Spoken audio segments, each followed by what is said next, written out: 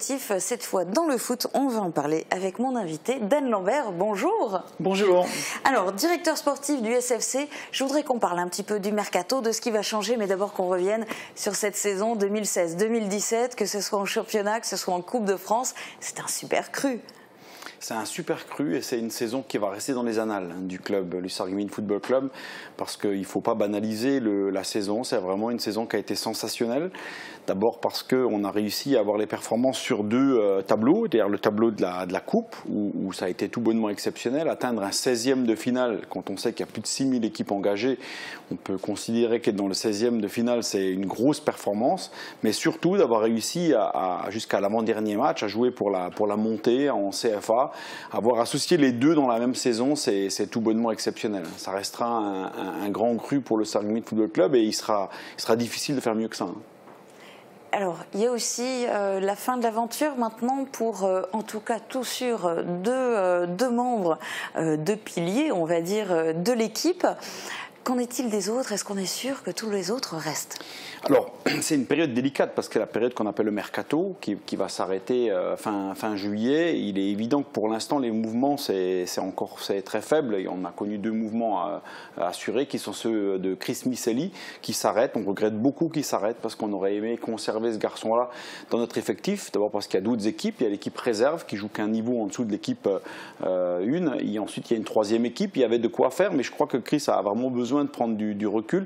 Il a quasiment fonctionné comme un joueur professionnel puisqu'il est depuis l'âge de 14 ans dans un centre de formation. Je crois qu'il avait besoin de se retrouver. Et puis il me disait un truc qui m'a fait sourire, c'est que son plus grand souhait, c'est de s'inscrire au tennis et de faire un sport individuel et de penser à lui. Et finalement, je trouve ça touchant et je crois qu'il le mérite vraiment, même si j'aurais beaucoup aimé le conserver. Ensuite, il y a Metin Karayer qui rejoint logiquement le monde professionnel. Je crois que ça s'est décidé il y a quelques temps déjà. Il a attendu la fin de saison pour l'annoncer. Évidemment, il faudra remplacer ce pilier de la défense parce qu'il faut rappeler qu'il a fait tous les matchs, toutes les minutes de jeu, donc un vrai titulaire et il va falloir le remplacer. Alors, avec mercato, le risque éventuellement qu'il y ait d'autres départs aussi. Alors du coup, pendant cette période de mercato jusqu'à fin juillet, quelle est la stratégie cette année? Quels sont les profils que vous recherchez? Alors d'abord, par rapport à l'année dernière, il y aura moins de mouvements, à mon avis, que la saison à venir, même si c'est encore tôt pour le dire. Mais il faut savoir que l'année dernière, on avait un certain nombre de jeunes joueurs formés au club ou qui nous ont rejoints la saison dernière, mais qui n'avaient pas la maturité nécessaire, qui n'étaient pas arrivés encore à maturité pour pouvoir rejoindre le groupe de CFA2. C'est pas la même chose cette saison.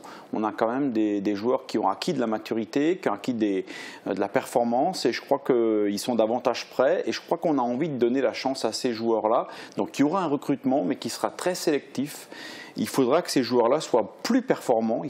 Ça ne suffira pas d'être aussi performants que les joueurs qu'on a. Il faudra des joueurs plus performants que ce qu'on a pour qu'on les recrute au Sarreguemines Football Club.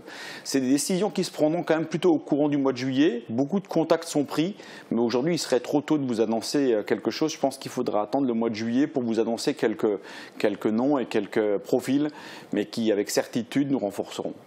Eh bien, on viendra faire le point et effectivement c'est bien aussi de montrer ce qui se passe au niveau de la formation, de faire évoluer les joueurs que vous avez formés vous-même. Et donc on tiendra les comptes et on viendra voir ce qu'il en est du côté du mercato et on continuera bien sûr au niveau de Mosaïque à suivre les matchs et à les transmettre en direct. Merci beaucoup, bonne continuation et bon mercato si je peux me permettre. On va